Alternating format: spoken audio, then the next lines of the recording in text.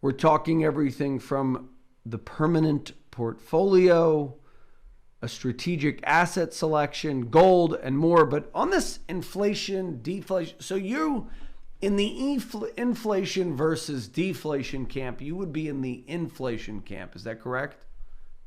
I am right now, but I'm not always in the inflation camp, and I haven't been in the inflation camp for several years until now. It's only in the last few months that the situation, I think, has changed. Now, we had Lacey Hunt on the other week, and he made a big point. I don't know if you've read his work on that. It's not inflation, it's disinflationary what's going on because they've pumped all this money in. The Fed bailed out markets, federal government spending money like a drunken sailor. So essentially, with all that spending, $9 trillion and counting, and we're only at 2% last month in inflation, like that itself is sort of disinflationary. What say you to that? Rebuttal. No, when I said 2% last month, that's 2% per month. So no, I know that. Yeah, no, I'm aware of that. Yeah. The official figures on inflation only show 2%, but that's because they're extremely rigid. They're not picking up a lot of contemporary information. In the service industries, which are 80% of the economy, prices of services just don't change in response to supply and demand. What business owners do is to change the quality and the delivery characteristics. All sorts of other non-price competition takes place, but they still quote the same price for long periods of time. That doesn't give us any information about the inflation rate. So what you have to look at consumer goods, and as I said, commodities are the most sensitive indicator of inflation that we have. So what do you make of the arguments of people who say it's really deflation or disinflation? That we have had deflation not so long ago, a very mild amount of deflation. It's all about whether the dollar is strong or weak. And we had a strong dollar through the end of last year. Well, it's hard to describe last year. It was a little bit turbulent. But until the end of 2019, the dollar was pretty strong. And a strong dollar means very little inflation. A strong dollar means that people are comfortable with money. They have confidence in the monetary system that the dollar is not going to go away. It's not going to lose its value. But once the dollar does start to lose its value, that confidence is depleted, and it becomes a circular argument. The more the dollar falls, the more people think it's going to fall further. That's the situation we're in today. Yeah, the dollar's in a free fall.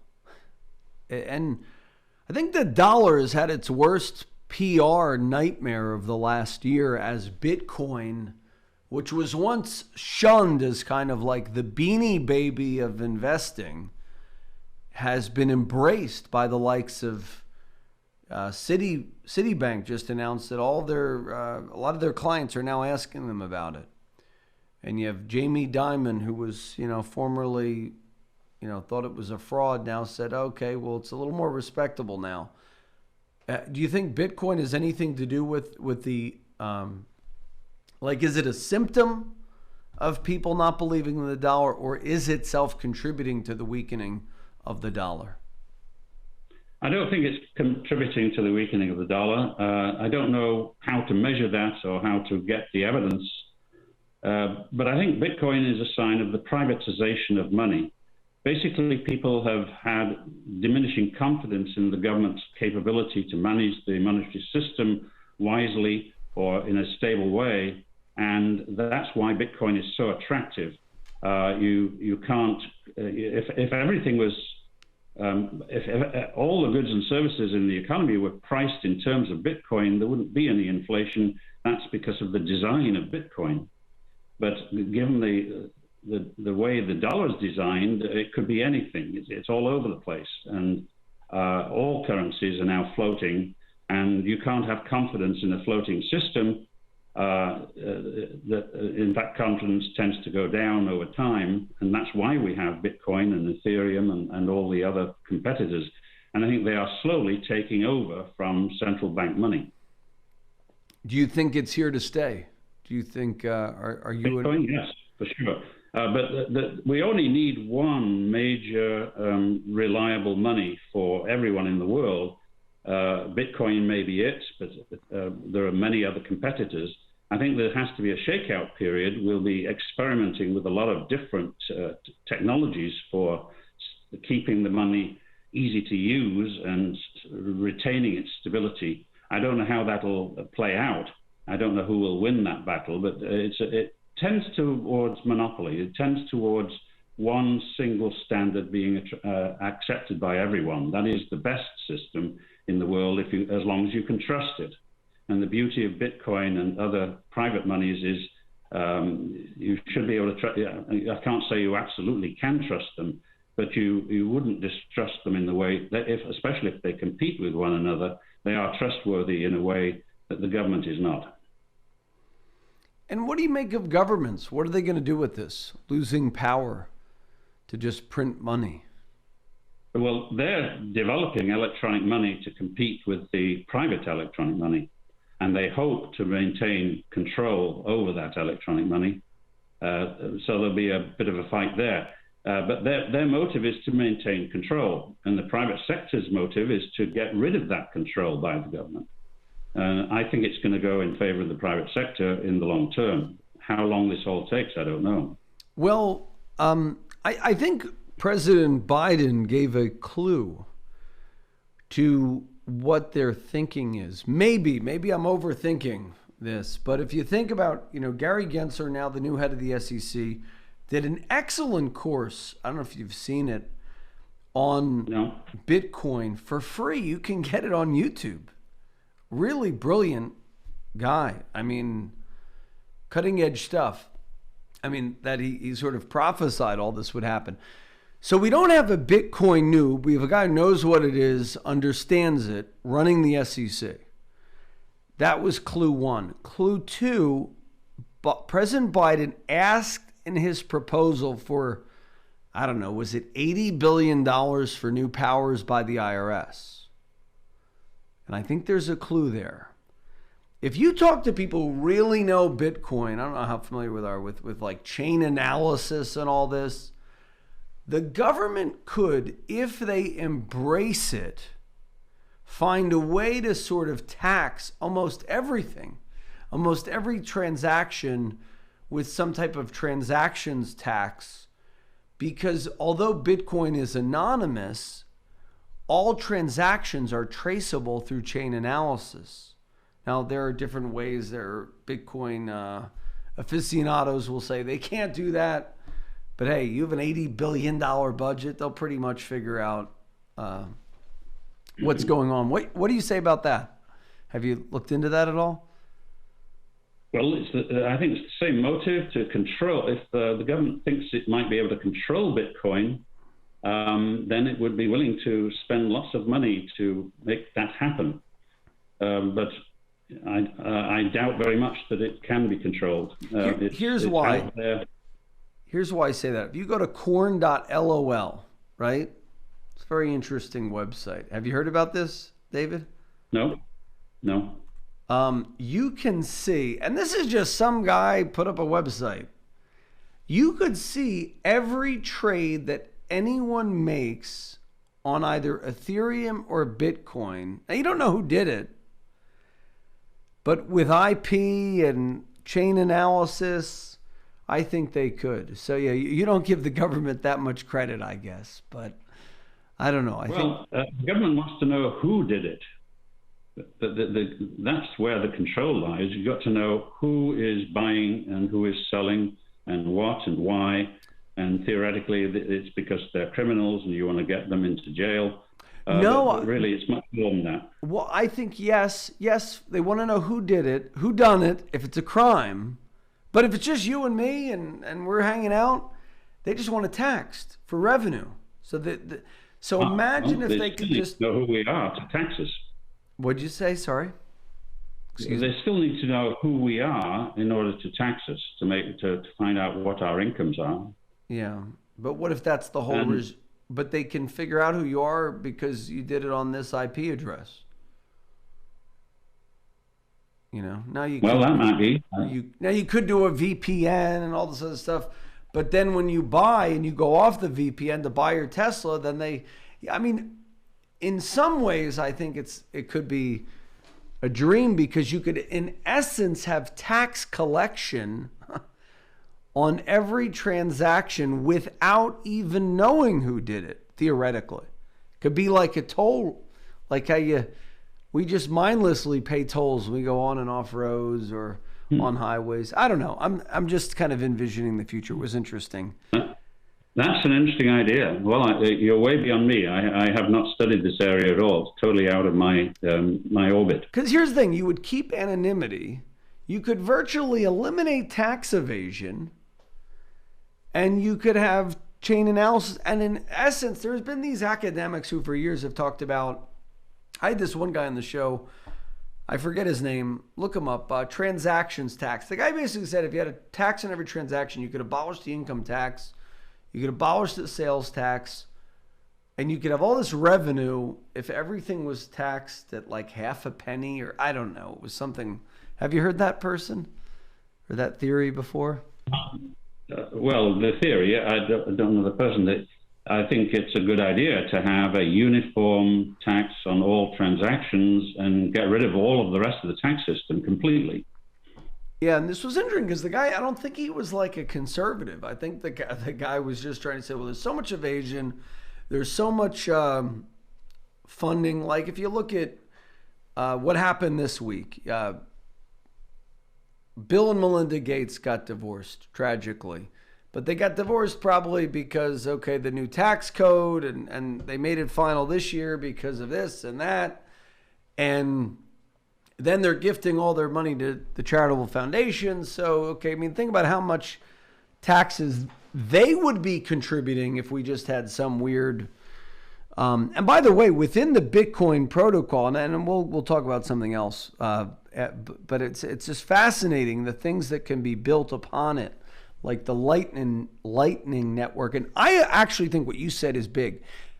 It's not going to be like a world where there's 20 cryptos. It's going to be one upon which all these other technologies are built. What gave you that thought? Because I think you're right there. I agree with you completely. Now, who's going to win that? Nobody knows exactly, but go ahead. Yeah, well, it would be very confusing if we were all dealing in multiple currencies all the time. We only need one currency. That's the basis of that. So, yeah, then that makes a lot of sense. From the point of view of the population. Now, if you have governments, and we have 200 governments in the world, each one wants its own currency. That's not in the interests of the world population. That's just to give governments some power over their own neighborhoods. Yeah, the only problem I don't see governments giving in unless they found some regime to tax it all. But anyway, so inflation, deflation, you're on the inflation camp. This 2% per month thing, just break this down. I don't think somebody's driving in the car, they turn on the radio. I think they are clueless, and we will talk about this after the break with Dr. David Ranson when we return. And folks, call us at 888-988-JOSH for the 45-minute strategy session on what to do with your money in these uncertain times. Inflation, deflation. There has never been a better time to get a second opinion on your wealth than right now. You call us right now, and we will give you the Income for Life Blueprint. And Dr. Ranson, do you have a book I could give away? Do you have any books? I'll buy one of Dr. Ranson's books, folks, if you schedule and keep your no obligation review, and we will give you our very own blueprint. You'll see your very own financial blueprint, protection, savings, and growth. But you got to call us now, 888-988-JOSH, 888-988-5674. We'll be back after these messages. And we're back. This is Josh Jelinski with Dr. David Ranson talking about all things finance, inflation, deflation, economic output, jobs, ability of people to spend. On your website, HCWE.com, you talk about how a permanent portfolio could have weathered the pandemic. I'm always interested in portfolio construction and weathering whatever pandemic could be. We're going to talk about that next. But first, I wanted to ask you the answer to my question, if you remembered it, about this 2% inflation per month. So that would mean annualized 24% per year. Are we in hyperinflation? If it lasted, it would certainly be recognized as hyperinflation. I don't know if it's going to last. I hope not. But people are in the dark because the indexes that the government likes best are the ones that the news media almost 100% rely on. They don't look at any of the other indicators that might be more informative. And the government isn't necessarily giving us the most informative indicators. In fact, I'm very strongly of the opinion that the government is giving us some of the least informative indicators we might want if we're interested in inflation. Anybody who's worried about inflation needs prompt, early warning and timely information about whether prices are rising or not. And large parts of the economy, prices don't rise much because they're just posted prices. They don't reflect the balance of supply and demand. That is balanced by non-price competition. So we have to go to a part of the economy where it's the price mechanism that equilibrates supply and demand, and that's the goods market. And in the goods market, we have the indexes exist, the government produces them, but no one's watching them because the government gives them no credibility, doesn't mention them. They're just part of the enormous body of digital information that they produce every month. So but if you spend a lot of time analyzing different indicators, it isn't very long before you find out which ones give you information and which ones don't. And the index I mentioned, and I only found it a couple of years ago, gives you better information about inflation for consumers, households, than anything else I've ever seen. And what indicator is that? You're teasing us. It's the index of consumer goods prices. And in other words, it ignores services. Okay. Just goods, where the price mechanism actually operates.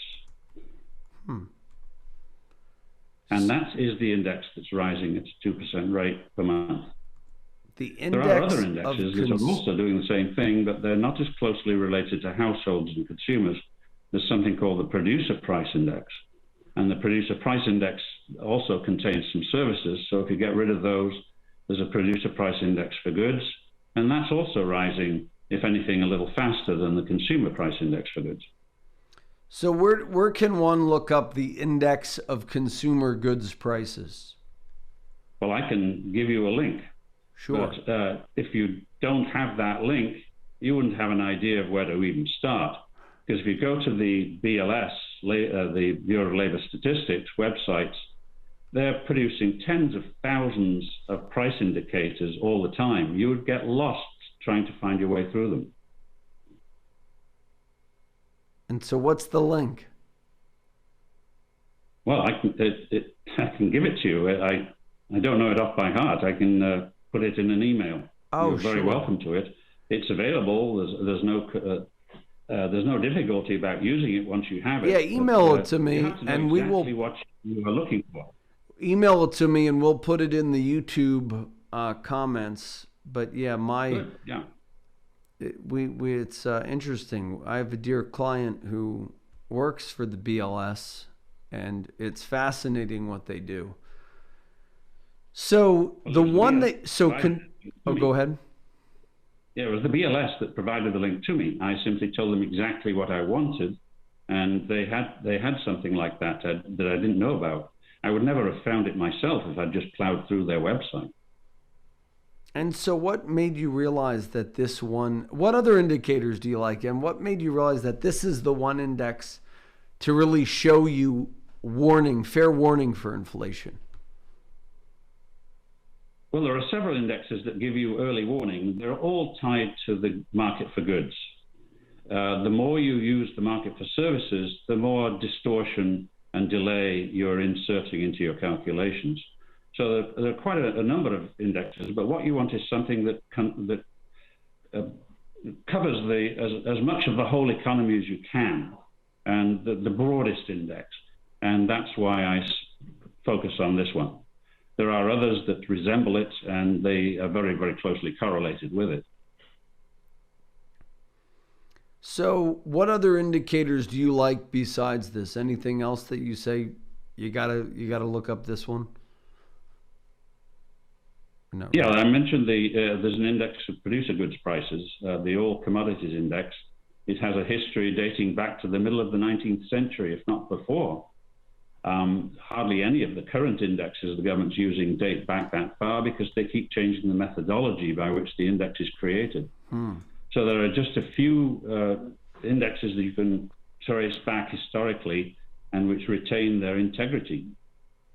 And what was that index? The index of commodity? That's the producer price index for all commodities, which used to be known as the wholesale price index. Okay. And repeat that one more time. I'm trying to Google it. Oh, no. The producer price index for all commodities. Okay. For all commodities. That's interesting. Yeah. That's an important part of the title. The big producer price index is not a bad indicator, but it's nowhere near as precise as the one I'm suggesting. Yeah, producer price index by commodities. I found this on the St. Louis Fed website. Same index? Yes, I think so. Yeah. It goes back to 1913. Probably your books go back earlier, but that's probably right. Yeah. Kind of your point about library. I love this. We're like hanging out with the fiscal librarian. So it takes years to find these things because nobody else is pointing you in the right direction. So I'm looking at this producer price index, and maybe we can get this on the replay, Ernesto. So I see nothing happening, then it's shooting up. It's almost like, the inflation chart since 1927, and now it's spiking up. Is that a temporary spike, or is it more of an enduring spike? Well, that's a big question, and I think it depends on what happens to the dollar. If the dollar falls or stabilizes, if the price of gold stabilizes, then it's temporary. But if the price of gold continues to rise, and I'm talking about the price of gold corrected for the geopolitical influences, that's a big story in itself. How do you make that correction? But once you make that correction, the price of gold is rising now, and if it continues to rise for a long time, then that is certainly a very serious problem and eventually leads to hyperinflation. Historically in the US, the government has always intervened to stop it from continuing sooner or later, but it can go on for a long time before they stop it. And they would do that through raising interest rates or what? Well, that is a very widely believed story, but I don't think that is where it happened. The key time to study this is 1980. As you know, the 1970s were a period of accelerating inflation, and it was a very serious problem that politicians could not deal with at all. And then in 1980, Reagan became a candidate for president, and he advocated returning to the gold standard in his manifesto. And that stopped the fall in the dollar dead. And people continued to believe that Reagan might actually do this during his presidency, but he actually never did. But it did stop the acceleration of inflation very, very successfully. Just So the price of gold was rising to a peak, and it was in February of 1980 that it peaked. $800 an ounce in those days was a very, very big deal. Wouldn't mean anything now. And then it started falling, and it fell pretty rapidly all the way through the 1980s into the 90s. So we had huge inflation until 1980, and after that we've had disinflation, or even deflation. Deflation in the price of gold, or deflation in general? In general, the price of gold is a leading indicator of what happens to all the other prices in the system. In practice, prices are pushed up by labor costs, and so they don't fall as much as the price of gold falls. But we had certainly disinflation in the general level of prices from the 1980s through the 1990s and even beyond. Fascinating. So, folks, call us today, 888-988-JOSH. Get your free Income for Life blueprint and your very own financial game board. You will have a unique personal finance tool where we will outline everything, your protection, your savings, and your growth components, along with cash flow.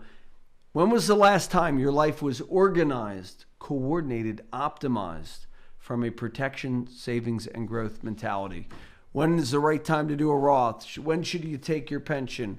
When should you take Social Security? All these things and more. Call us today, 888-988-JOSH, and we'll schedule you a 45-minute financial blueprint. 888-988-JOSH.